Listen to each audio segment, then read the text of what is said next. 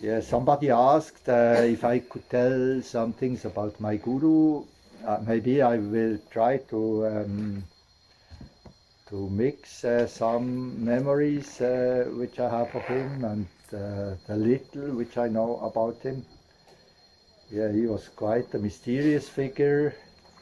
There, when you when you search in internet, of course, you will only find some rumors and even bad accusations and things like this.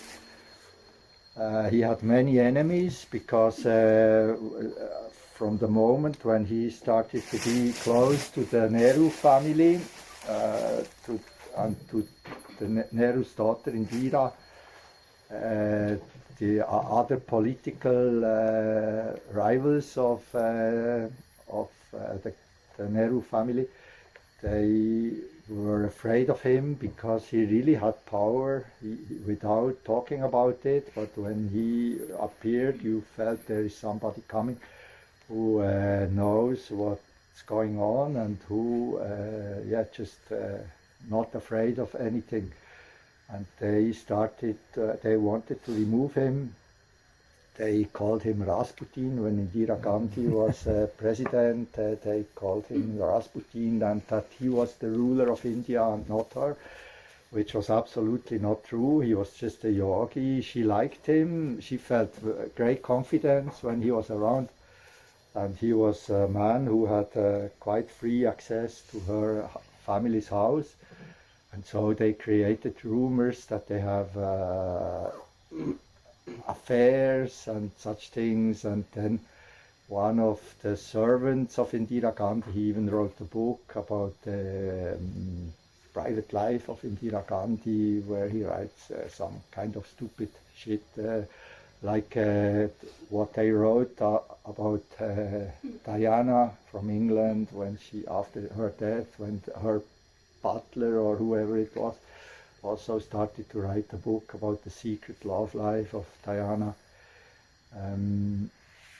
I don't know with who my guru had affairs, but when I met him, he was always alone. Of course, there were many women around him, and all of them liked him and served him also in the ashram and so on. There were female yoga teachers. And but he was really noble. He was not the kind of man who would touch the women while making corrections or things like this. He even threw some men out from the ashram who started to molest women in 1 year. Especially one man who is still alive and who even published a book of my guru with his own pictures inside, calling himself something like Kalki Avatar or something, but he's just like a madman. Yeah, strange people in the yoga world. You meet so strange people, of course, and many people who just want to profit, of course, from the name or the power of others. Yeah. For me it was good, of course, that I stayed with my guru. I could always stay in his private house. I never practiced in the ashram in Delhi. I was always practiced in isolation, either in the house of my guru or then in Mantalai, in a quite small ashram, which was in this village in the Himalaya, foothills of the Himalaya, somehow about 2,000 meters high from Jammu direction to Srinagar. Yeah, and I just saw that he lived a real yogi life. He never eat something which yogis should not eat, or did things which yogis should not do. He was not greedy also. I was very poor at that time, and I never had to pay money to stay with him. I even received the food for free. I didn't have to pay for teaching or something like that, which was of course very great for me. And I told you in the past days, I really believe in what I learned from him. It's just yoga, real, authentic yoga, which does not carry any specific name or modern name or whatever. I was born as a normal boy, yeah, in a normal family. My father even too normal, in my view, and miracles, of course, life itself is a miracle. This is what I learned now by doing yoga. But my life was not so mysterious until I was almost 25, I think. Of course, mystery came with drugs, LSD and all this, psychedelic experience, but still it was like more like entertainment. You entertain yourself. Sometimes you have deep experience, but it was not really fulfillment or something like that. And this meeting with this man, it marked like the first somehow mysterious or miracle thing which happened in my life, to meet such a person. And from this moment on, when I decided to change, things started to happen which I believe it's like miracles. How I met my guru, I said I would talk about him a little bit.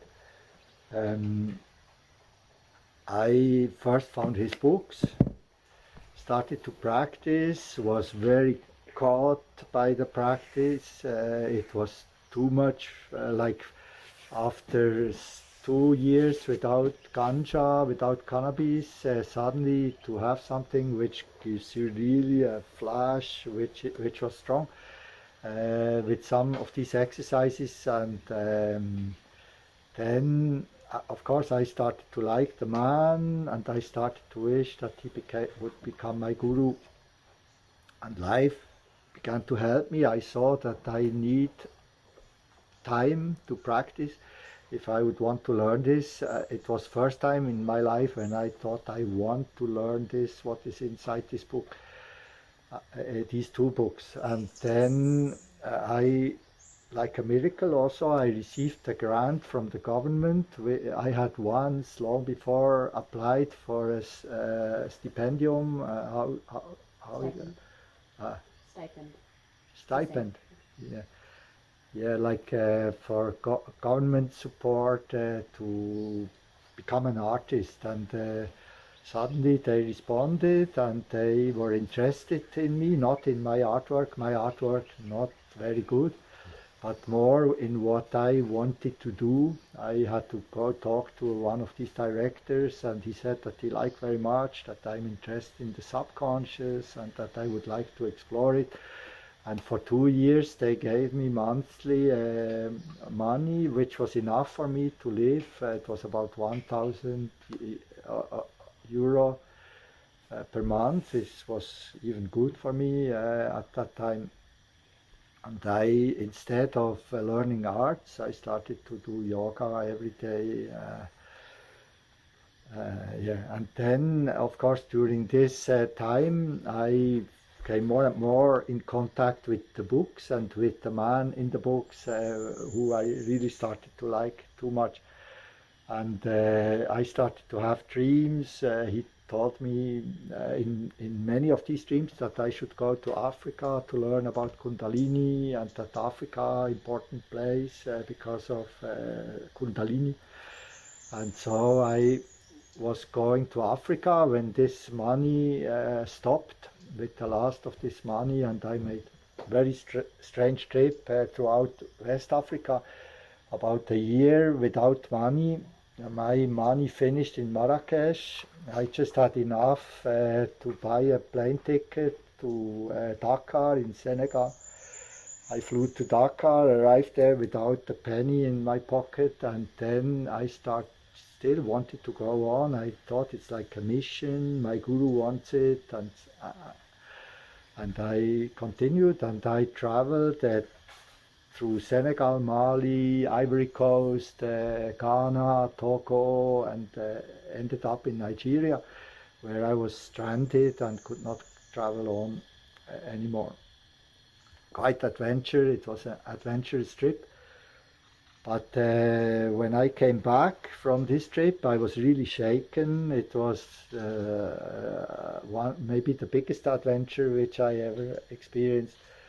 I was like illegal immigrant without money in Africa before the first immigrants from Africa came to Europe. And they were quite nice, by the way. They always helped me. Some people always helped me. They protected me. They taught me about customs, that I should be careful of some things. Also about magic, of course. Protect myself and not do some things which people didn't like. And then when I came back to Switzerland, I didn't know what to do, and then I suddenly knew I want to do yoga. The yoga is the path which I want to continue and not the other. Africa really shook me. After this trip, I didn't know anymore what I should do, if this or that or whatever. And then in one night I decided, it was evening, already dark, I was in my room, and I decided that I want to do the yoga properly. This means trying to preserve the sperm, which I didn't do so far. That I really want to do this as the scriptures tell me. And then I had a very, very strange experience that a picture of Dhirendra Brahmachari, it's also in my book, where his face is shown from the side. He's looking like to the left, it's in the beginning of the book. I always had a photocopy of this picture posted to my wall. Often looked at it, of course, like having contact with the Guru, and I sometimes believe the picture really like has some life inside and so on. It talks to me, it helps me. When I was not doing good, it looked more angry. When I was really doing nice practice, I felt it is like smiling and such things. But then after this vow, which was really a vow for God, that I want to preserve the sexual energy and that I want to follow this completely 100%.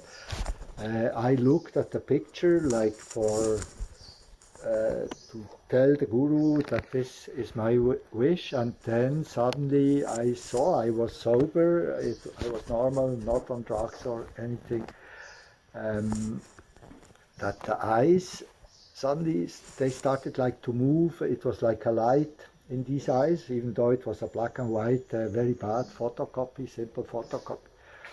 And then I looked at the eyes, of course, I was quite stunned. And then the eyes, the face remained as it was. It became even more white, the hair more black somehow.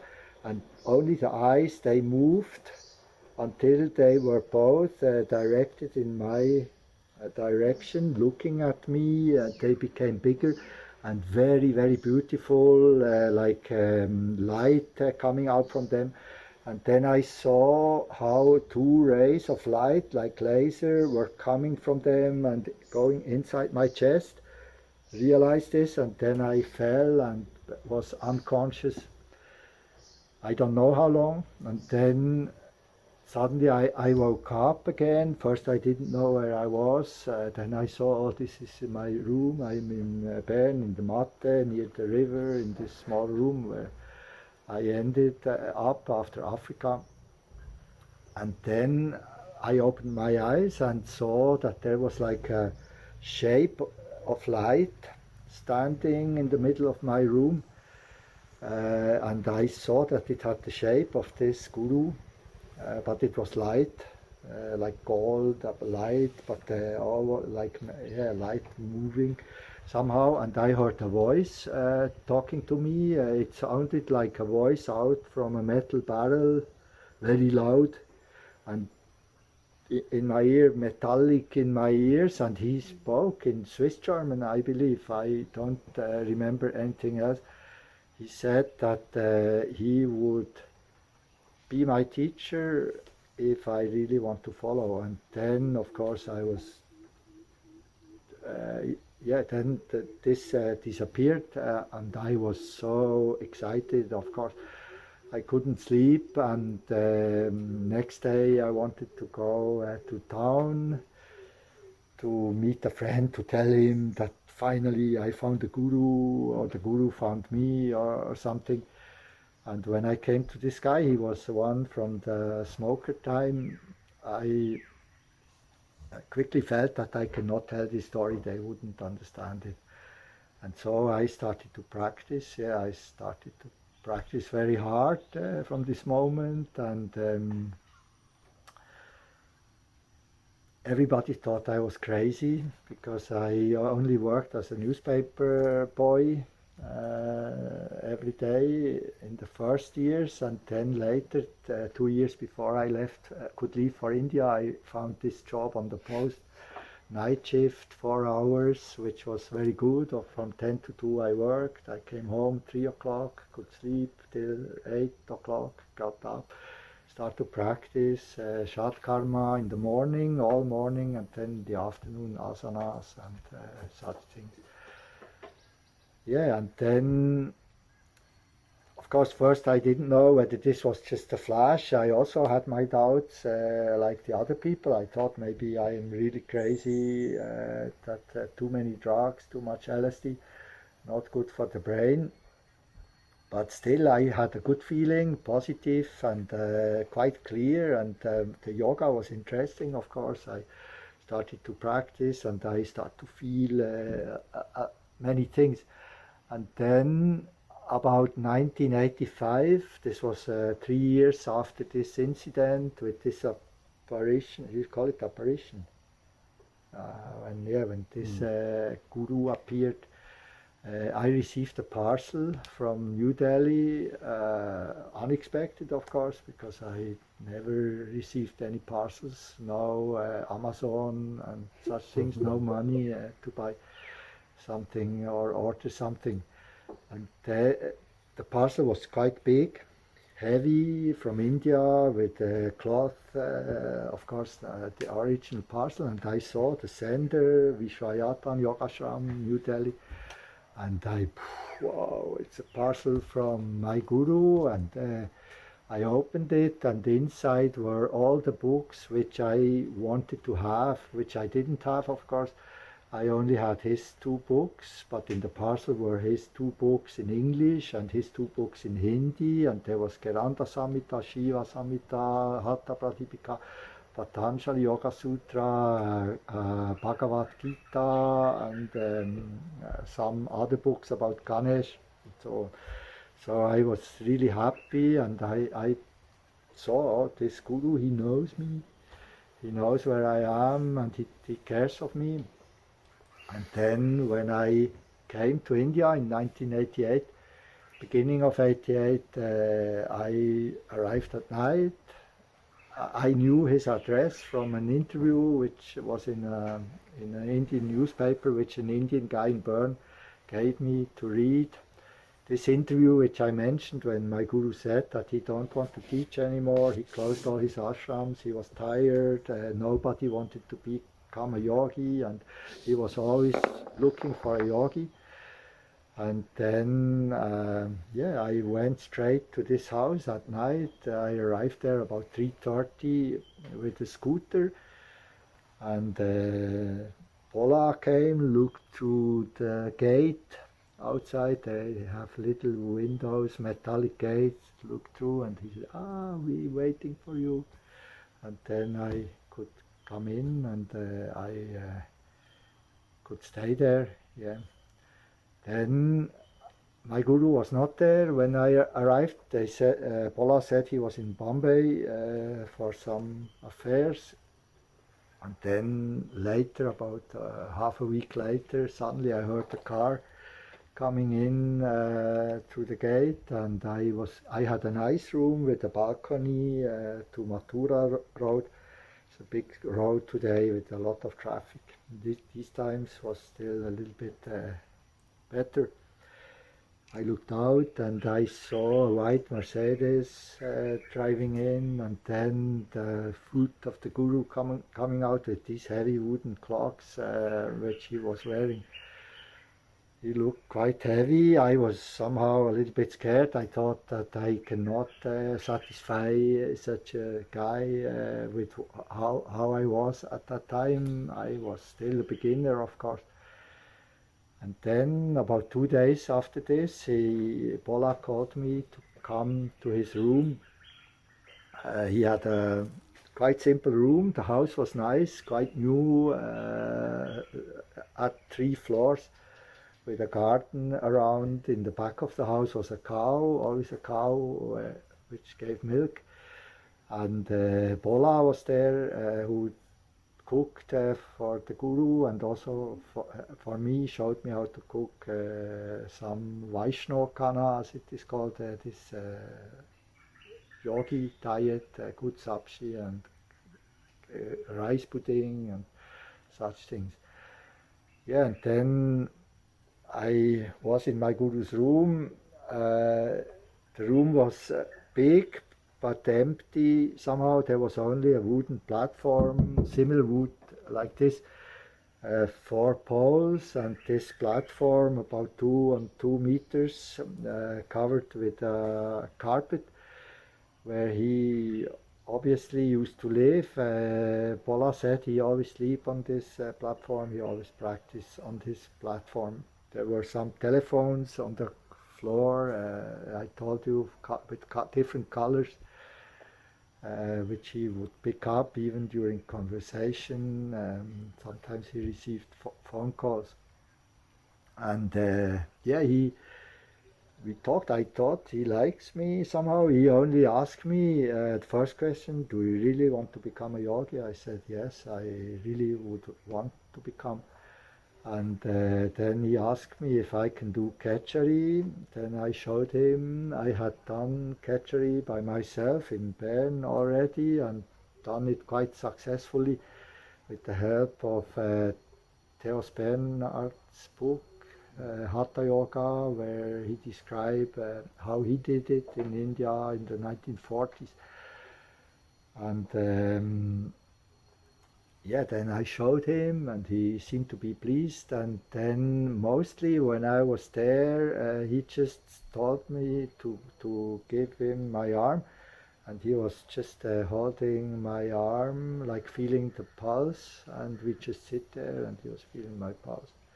Nothing space, like not like energy or something. It was even quite nice. I liked it. I was sitting there. He'd do this.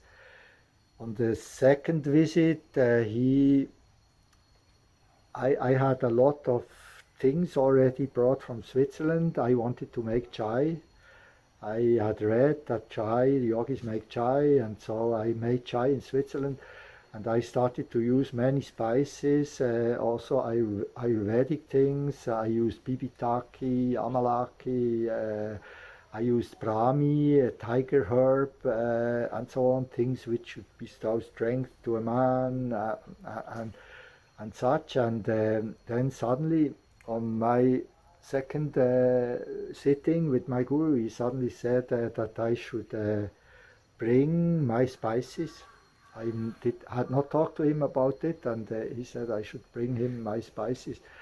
Then he put all these boxes, it was about 20, in front of him, opened one. Then he took some of the ingredients, put it in his mouth, and some, the good ones, he took out and put them in front of him on the bed, and the others he spit into the room, like all these bibitaki, amalaki, brahmi, and the worst, the kalmus. Kalmus is also Ayurvedic.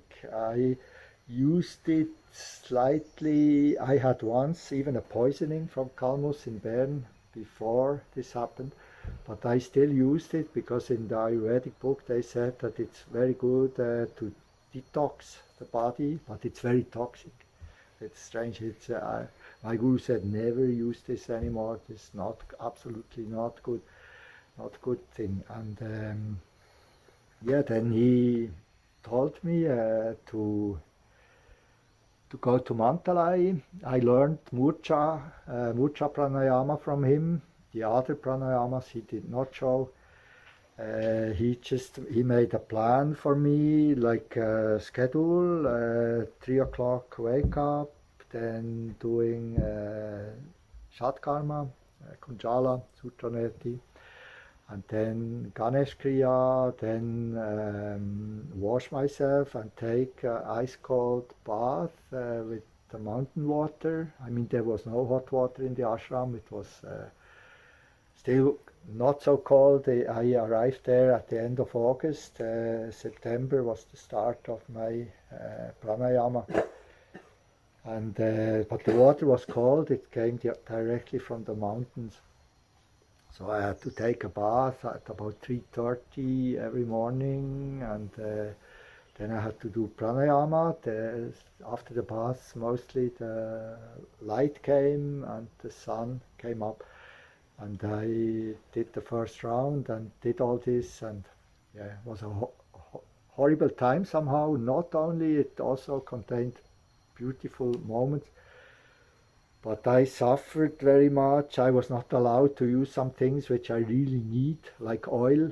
And later I start to understand that my guru really wanted to show me what I really need by telling me not to use oil. First he even said, don't use soap. You should not use soap. Use only ashes, like the sadhus, and wash the body with ashes. And ashes like soap. Soap is made from potash, as we call it, some kind of ashes, which they mix with oils, and this gives a soap. But then he said you can use soap, but no oil. And because of this, when the weather became colder in October already, it became quite cold at night, and in November there was ice outside, and I really felt cold. I didn't have warm blankets, very simple room, just thin blanket to cover me. And I saw that my skin was opening everywhere, even here on the legs, on the soft skin, but my feet, they had cracks in the skin, and my hands had cracks in the skin. It was very painful when you touched or when you walked around. And I tried to sweat, of course. I tried to produce sweat when I did pranayama, and by doing this I of course extended the length of retaining the breath as much as I could until I started to perspire, to sweat. And then I always, when there was sweat, I used it and started to rub it in the body. And later, my guru told me that you should always do this after yoga practice. You should never take a bath. You should always wait maybe 1 hour until you wash the body. You should keep the sweat on the skin. Of course, here not a problem. You sweat almost too much. But in countries, dry countries, you should use the sweat. It is the best tonic, full of cortisone, which increases the protection of the skin. So I did this unconsciously, of course, and I really tried. And then at the end, my guru said I should, after this time of pranayama, I should be able to retain my breath for 1 hour minimum, or for even 3 hours. Mm-hmm. And then he also had said that he would come soon, that I should go first. I went all alone up to Mantalai by road, to Jammu, and then to the mountains, and he never came. And I had so many problems and questions and things. He made this plan with all the practice that I should do in this pranayama session. I should do Bastra Kumbhaka, and the others more Suryabedi, and then Plavini and all this, and I didn't know how to do it.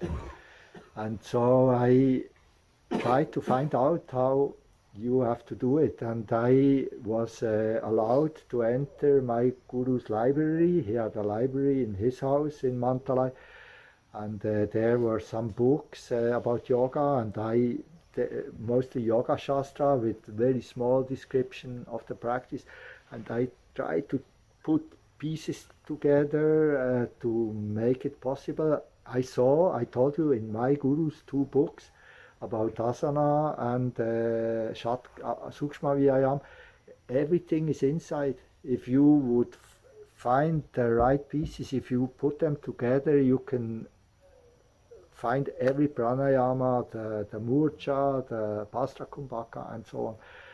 And this is what I did, and with this he was satisfied that I did the pranayamas correctly, that I learned all of them. But he asked me, I was invited to his room when he finally came in December, when it was very cold.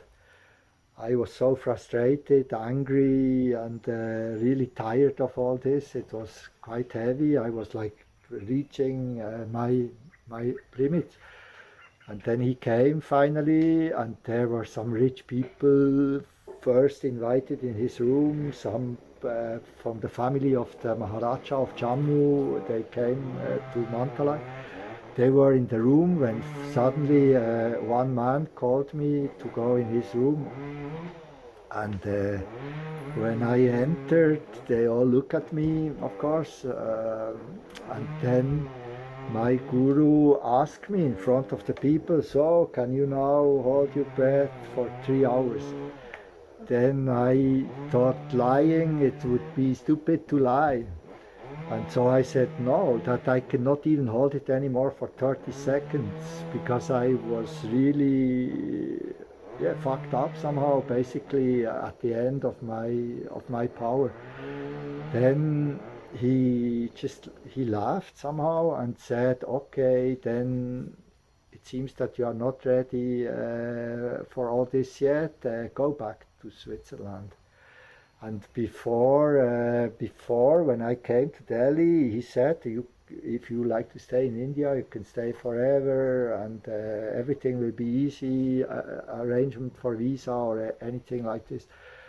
And of course, this for me was like a shock. Then, as I didn't use money in Mantalai, I got food from the ashram and milk and everything. I decided to come to Thailand in 1990. I was in Mantalai in 1989.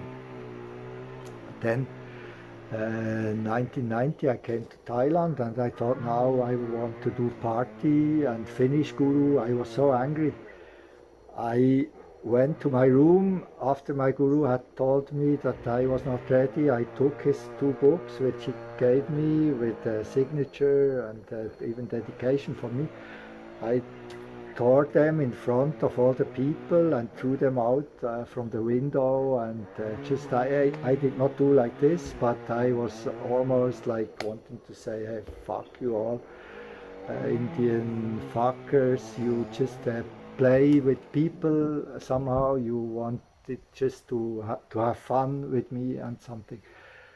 And then, I came to Thailand and somehow could not really party. I did not even want to, and after some weeks in Krabi, I went back to Calcutta. And then all this other story started when because of this anger, when I thought I want to find my own way, and I started to smoke again. I thought this is my way, like sadhu, smoking and practice and so on, living from selling drugs. And this ended up in prison, and then in the end of drugs somehow. And then I saw my guru one more time in Mantalai. He liked me, I felt he loved me, and he was happy that I stopped all these shitty things, that I was ready. And he also told me a little bit about him. He was born in a family, he never said where. There are rumors that he was born in Bihar. There are other rumors that he was born in Kashmir. I don't know. He also never said when he was born, in which year. So there were many rumors, of course. Officially he was around 70, but unofficial people said that he must be quite much older. One man in the ashram who had been working in the Vishrayatan Yoga Ashram, which once was like founded by Maharishi Kartikeya, he said that Guruji must have been more than 160, because they remembered time when he was already there, and that it was long time before. Yeah, so he said he was born as a normal boy, very wild, intelligent but wild, and he liked to ride horses very much, and he was not a rich boy, and so they didn't have horses in his family, and they often stole horses from people who owned horses and went for riding them. And once accident happened when one boy fell from the horse into the water and almost died, and then they saw that the boys were stealing horses, and resulted in heavy punishment for him, because he was like a leader of these boys, of this gang of boys. Yeah, and he had an uncle who often was telling stories of the Bhagavad Gita to the family, and he liked these stories very much, especially the passages when Krishna tells Arjuna that he should become a yogi, that the yogi is the best, the yogi is the only one who will finally be free and have the real victory and freedom. And so when he grew older, maybe around 15, he wanted to leave his father's house, because he did not want to follow any of these things that they offered to him. I don't know what. And he left his father's house and decided that he wanted to search for a guru and for real yoga. And for many years he traveled in India by foot.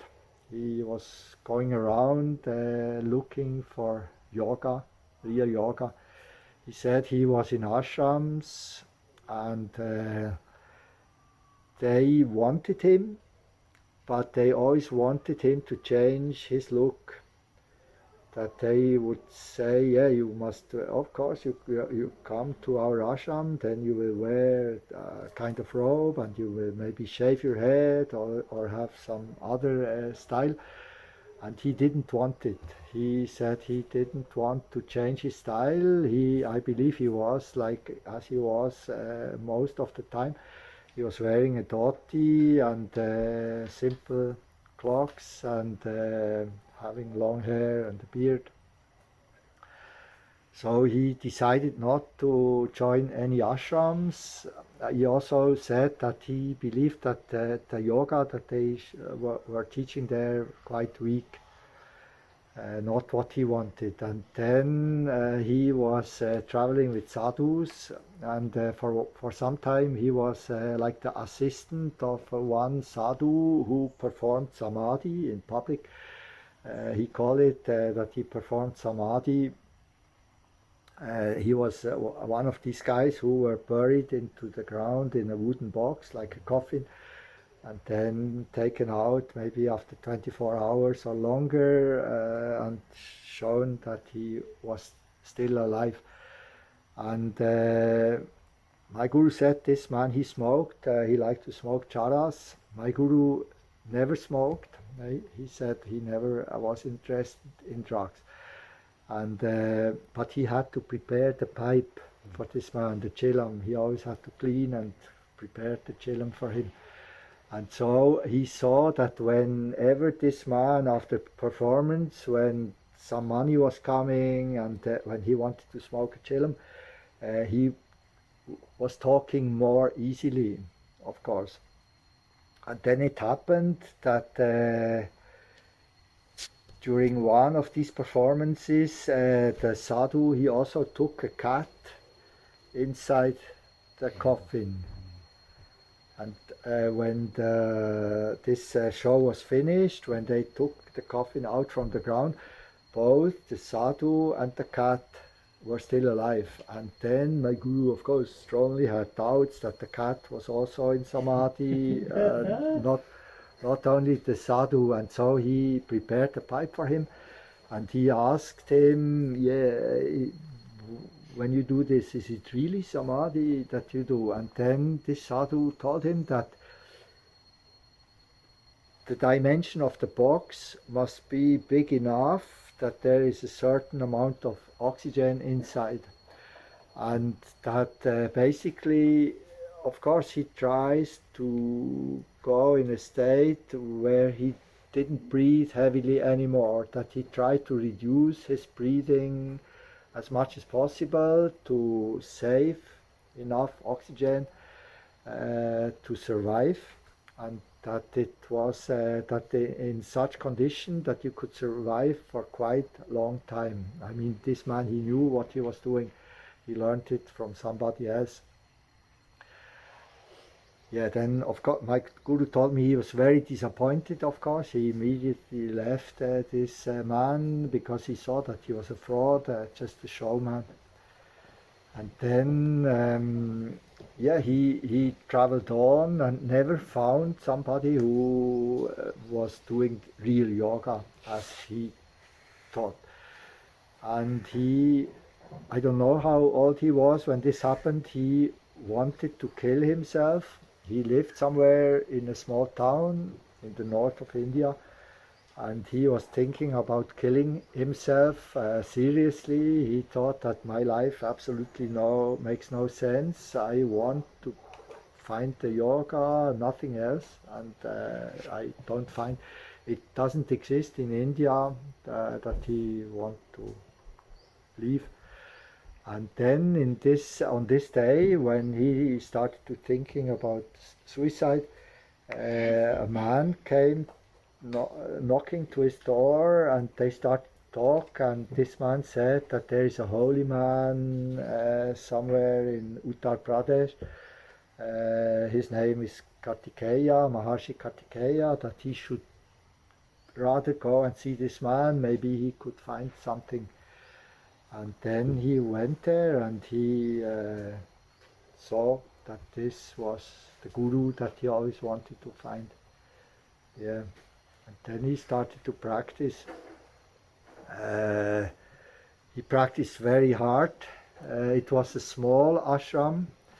Diana and me, this February, we were like on our honeymoon. We were traveling to India, and we wanted to visit this place, Gopalkhera, which was mentioned. It's mentioned in one of the inlays of the English books, Gopalkhera, and I know it from Vanmala Vachani, this female director of the ashram. And so we wanted to look for this place, to go there. It was quite strange journey, strange honeymoon, which we had, strange trip. Was of course still Corona. We were not vaccinated, this was not a problem, but the Indians very scared of foreigners. We didn't find accommodation easily and so on. We came to a town, it was called Banda. We felt like aliens, a town where obviously no foreigners had come ever. They came from all sides and looked at us and wanted us to sit down and so on. And we asked, of course, about Gopalkhera, which we thought should be near, and nobody knew. They said no, they don't remember. We asked about Dhirendra Brahmachari, Maharshi Kartikeya, they didn't remember Indira Gandhi. Most of the younger people, or like even 40-year-old people, they didn't remember anymore. And Then an older man was coming who still remembered the old time. And he said that, yeah, Kopalkera, this was a place outside of Panda, some kilometers, where there was a house first in the 50s, 40s, that there was still a house. This was obviously the ashram of Kartikeya. And after, when Kartikeya left his body in 1953, that this ashram disappeared, and that two sadhus, two brothers, one was called Tezi Baba, that they were living there, and that there is still the grave of one of these sadhus, Tezi Baba's grave, that this is the place. And so we went there, we tried to find it. It was also not so easy because most villagers, of course, didn't remember anything anymore. And then finally we found this place, and there was only this grave of holy man. It's like a hill covered with cloth and some objects, of course, put in the ground. Was there a trishul? No. No, it was just this and trees. There were beautiful trees around this place. You could see it was like an open space before, and fields around, just nature far around. And then we asked, there were about 3 villagers coming with us, and they were very afraid that we want to come and do something bad to this grave or do something wrong. Then we told them we want to do puja for Kartikeya and for us on this spot, if we can do it. And then they said, okay. But they watched from far carefully what we did, and when they saw that we were lighting some doop and just sitting and reciting some mantras, they finally calmed down. Of course, they just watched us. And then, this was all somehow what remained of this ashram. When we came out from this place, we had to walk back through a pathway between fields. When we came to the small street, something happened which for both of us was like a blessing from the Guru, or that we were in the right place or something, that our prayers or whatever were heard.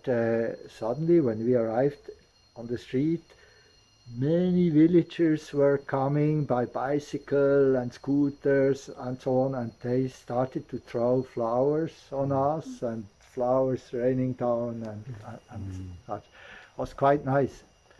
Yeah, and we, of course, they said we should come back and stay with them and so on. Yeah, this was our experience with Kartikeya. Okay, I just want to tell you there is not much more to say about my Guru.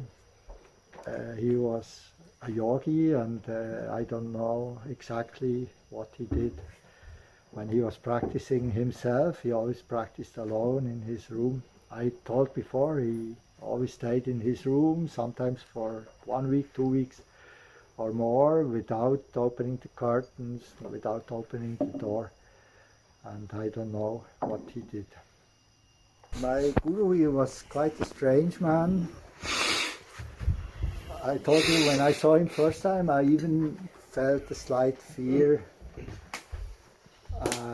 He never looked the same. This was one strange thing. Sometimes he looked quite young. Sometimes he looked very old.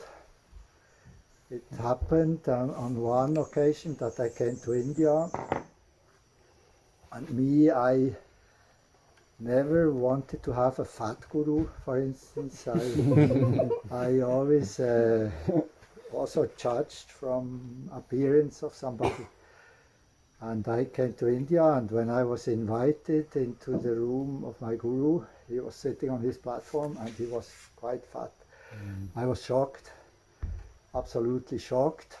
I didn't say anything, of course. And then I had to go to my room again, and later in the afternoon I heard him coming out from his room. It was this marble stairs, marble floors, and with his wooden shoes it made a lot of sound, of course. I heard him coming down the stairs. His room was above mine. And I went out from my room to look one more time. This fat guru, which I didn't like, of course. And then when he came down, he was very lean. Yeah, he was more lean than I normally knew him. He was tall, lean, his face also. So on this, of course, very strange. How can it be that somebody can change appearance so much? I don't know. Yeah, Guru for me was like a manifestation of Shakti. Of course, I once read in a book that you should try to find the Sri Guru. Sri Guru, it's the highest Guru. He is basically the Shakti herself and has the power to, of course, to live inside of you and to know everything about you from inside and such. For me, my guru was a Sri Guru. They also, yeah, we called him Sri Dhirendra. He was quite a special person. He laughed a lot and was quite funny man, but still sometimes quite serious. When he was younger, I know from all the women in the ashram, they all felt very attracted by him. Everybody said that he was such a beautiful man, beautiful body, beautiful man, and that people only wanted to see him because of his beautiful appearance, beautiful eyes. Of course, when he was in Indira Gandhi, he was a nice showpiece. Yeah, to have in the entourage a man who spread so strong vibrations. I told you he was wearing the dhoti. In this light, if he would stand there in front of the sun, you would see through the dhoti. The dhoti is nothing. It's like what you swallow, this piece of cloth, which I have with me also if you want. The dhoti is the finest muslin tissue from India. It's very expensive tissue. It's quite high level fabrication, high level fabrics. Yeah. And this man, when you saw him naked, only with the underwear, some white slip, and I always thought he was with presidents in Russia and anywhere, and he was in his underwear. It's quite great, yeah, quite great, and they all respect it. If you go with underwear to the Kremlin, I'm sure they would not allow you to enter. This is something you didn't see him naked somehow. He was just like a figure, and even admired that he was wearing only so thin, something like nothing. It of course it's a beautiful dress, the dhoti, which is wrapped nice, and he always had a nice way of throwing the last piece over his shoulder, and so on. He was always wearing a white, it looked like a lady's handbag, white bag, always wearing this white bag on his shoulder. Yeah, I believe in all these stories that Goraksha is immortal being, traveling throughout time and space, that he can assume body at will. He equal or even superior to this man who I met in the jungle. They can come just from somewhere. They come from other levels of consciousness and come to teach, of course.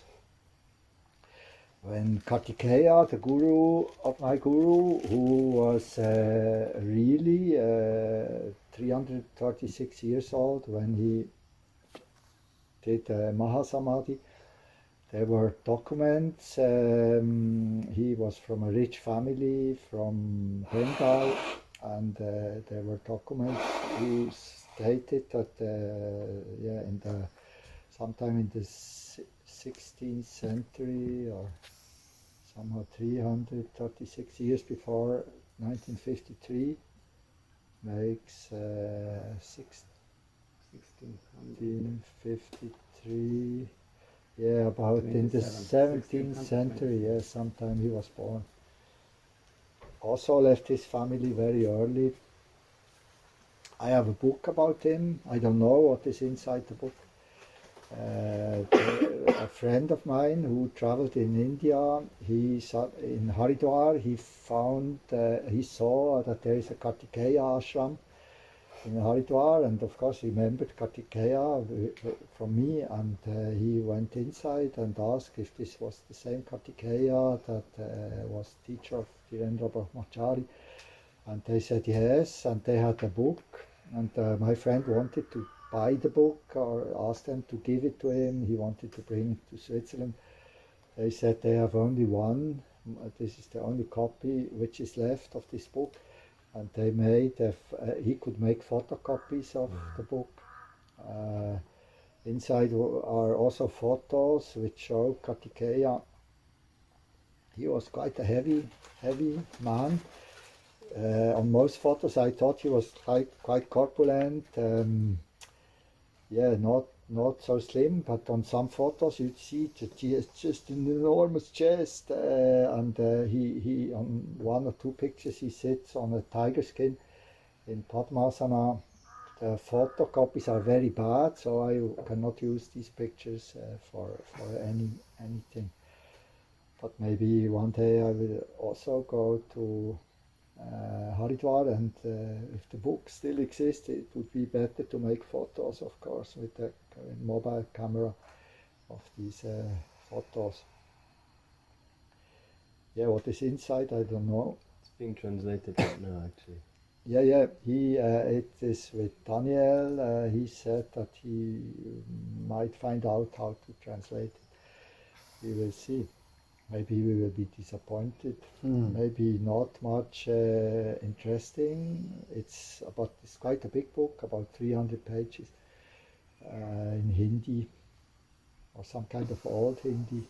Yeah, it's not so easy for me. I can speak some Hindi, but I saw that it would be much too difficult to translate it, or sentence by sentence and so on. I didn't have time. Kartikeya, he assumed Mahasamadhi. He asked his favorite students who lived with him, also my guru, to go to what was the name of the city? Ayodhya. Yeah, to Ayodhya, and they went to the banks of the river Sarayu.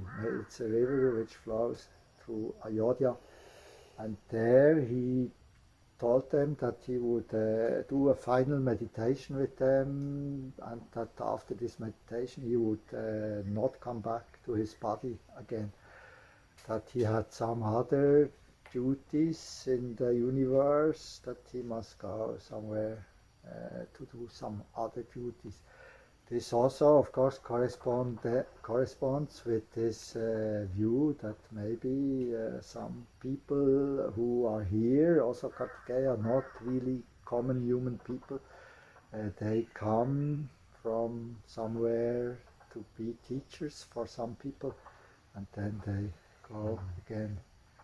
Yeah, we will find out if we reach samadhi or even the level of meditation. I believe we can find out about this when we have the power to travel in time and space and so on, and these cities to appear anywhere in the universe at will. Then we can start to see where they are, join them. Yeah. would be like paradise. I think, yeah, this is a kind of freedom, of course, which seems to be impossible, but I believe it's quite possible. Everything is possible. This is what I believe since I do yoga. It's written in the Yoga Shastra that the guru comes when the disciple is ready, when the student is ready. And I believe in my case, I was ready when I really wanted to take care of this sexual thing. Of course, I come out from a sex, drugs and rock and roll generation, free love in the 60s, end of 60s, 70s, free love, sex, hippie time and so on, where it was quite common to have different partners and so on, to have complete freedom.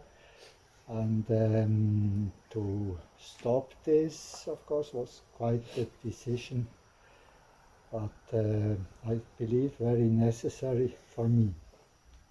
Yeah, gurus, mostly they don't need your money. For instance, they don't depend on you in this way or want you to be near them because of some profit. My guru, I felt he never worried about money, and openly also talked that sometimes he was almost bankrupt, no money anymore, and still it always worked. The ashrams, they were going on. The guru, he wants something else. He wants full devotion and surrender to this yoga. If you don't really follow, then he will slowly turn away from you or like disappear out from your life. A very good example is also what happened to my guru himself when he met Kartikeya in Gopalkhera. He started to practice underground. They had an underground cave built, and he started to do practice there in complete isolation. And after some time, I don't know how long time, when he came out from this isolation, he seemed to be quite powerful, and the people who also stayed in this ashram, they saw that he had obtained some yoga power somehow and knowledge about yoga, and some of these people had stayed with Kartikeya for many years already, like living there and just like regular life. And they became jealous, and they went to Kartikeya and complained that why he gave so much favor to this young man who was a newcomer and hadn't stayed in the ashram for a long time. And they already stayed for so long, and they didn't get the same result. Then Kartikeya said that a guru, he never gives favor to anybody, except to all, of course, in an equal way, but that only those who practice will get the yoga, and those who don't practice and wait for the guru to give it to them, they will not get anything. I think this is a very important teaching. That's what I said. You should never look for a guru who promise you to touch you for $1,000 and to enlighten you by touching you or giving you a mantra or something like that. It will not work.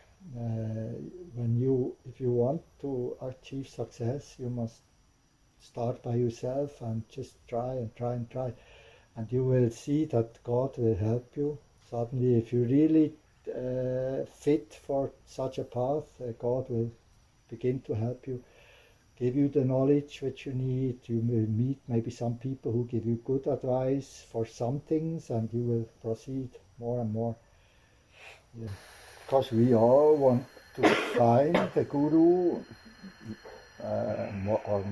those people who really want to learn, of course, they want to find the Guru. I think to find a Guru, very, very difficult. If you go to India in search of a Guru, it's like searching for the needle in the haystack. It's very, very difficult to find somebody who will teach you what you need to be taught. The Guru is inside of you, and the outside Guru, he will find you when time is ready, I believe. It's very important that you find like a personal teacher, somebody who you believe that he knows what you need and what is not for everybody, of course, in the same way.